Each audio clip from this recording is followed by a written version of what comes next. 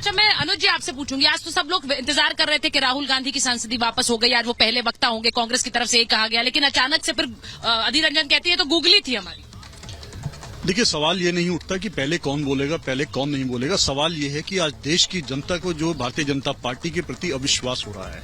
देखिए, भारतीय जनता पार्टी आज भी इतने गंभीर विषय पे गंभीरता से चर्चा करने की सवाल सिर्फ इसलिए पूछा क्योंकि बीजेपी से मुद्दा बना रही है कि राहुल गांधी भाग गए। कौन कहता है भाग गए? राहुल जी तो सीना ठोक करके पार्लियामेंट में बैठे थे। भाग तो वो रहे हैं जो भाग नहीं ले रहे हैं, जिनको भाग लेना चाहिए। नेता सदन जो बने हुए हैं, इस देश के सबसे सर्वोच्च पद पर बैठे हैं, देश की संसद में नेता सदन को आज मौजूद रहना चाहिए था। ऐसा कौन सा इतना आवश्यक काम आ चुका है उनके सामने कि मणिपुर पे चर्चा सुनने के लिए तैयार नहीं है, मणिपुर की चर्चा में भाग लेने को तैयार नहीं है। आज मणिपुर से अहम विषय देश के सामने कौन सा है? क्या मणिपुर इस देश का विषय नहीं है, इस देश का हिस्सा नहीं है? आज अगर मणिपुर जल रहा है, मणिपुर की हमारी माताओं बहनों की अस्मिता तार तार हो रही है, मणिपुर के युवाओं को अगर हत्या हो रही है, आज मणिपुर के छात्र अगर रो रहे हैं, मणिपुर के किसान अगर रो रहे हैं, मणिपुर पर चर्चा, सवाल केवल मणिपुर का अनुज जी सवाल ये है कि मणिपुर पर चर्चा हुई क्या, कितनी हुई? मुझे लगता है ये सवाल एक बार शहजाद जी मैं मलुक जी से पूछ लेती हूँ। मलुक जी, ये बताइए, मणिपुर को लेकर अविश्वास प्रस्ताव लाया गया, कितनी चर्चा सदन में मणिपुर को लेकर? देखिए, मणिपुर को लेके तो ज्यादा चर्चा इतनी नहीं हो पाई, लेकिन चर्चा हुई है।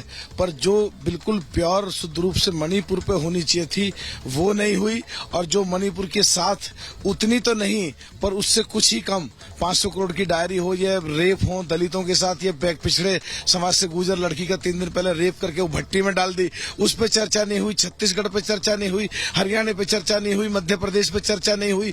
दूसरी चीजों पे बातें हो रही हैं बहुत सारा, समझ नहीं आ रहा इस तरह कैसे बात हो रही है। मैंने इसलिए बोला क्योंकि ये भी तो जनता भी तो देख रही है आदिल जी। ये बार बार कहा गया मणिपुर पर प्रधानमंत्री नहीं बोल रहे हैं, मणिपुर पर हमें बोलना है, मणिपुर के लिए अविश्वास प्रस्ताव लाया गया, लेकिन आज जब चर्चा हुई है उसमें मलूक जी ने खुद बता दिया कि कितनी मणिपुर पर हुई चर्चा। देखिए, अभी बीजेपी के प्रवक्ता ने दिल्ली सर्विसेज बिल पर बोला था। मैं उस पर एक वीडियो आपको दिखाना चाहता हूँ। 30 सेकंड का वीडियो, 7 सेकंड का वीडियो। अरे वीडियो वर्सेस वीडियो एक देख लीजिए।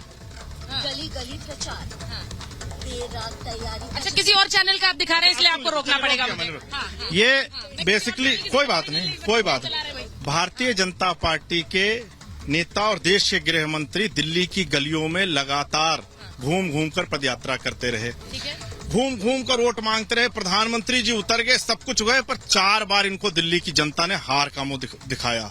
4 बार हार के गए हैं। जब ये दिल्ली की जनता का दिल न जीत पाए तो ये काला बिल ले आए जो दिल्ली के लोगों के, दिल्ली के 2 करोड़ लोगों के हकों के खिलाफ है, उनके अधिकारों के खिलाफ है। जनतंत्र का गला घोटकर, सुप्रीम कोर्ट के फैसले का गला घोटकर, इस देश के लोकतंत्र का गला घोटकर एक बिल ले आए।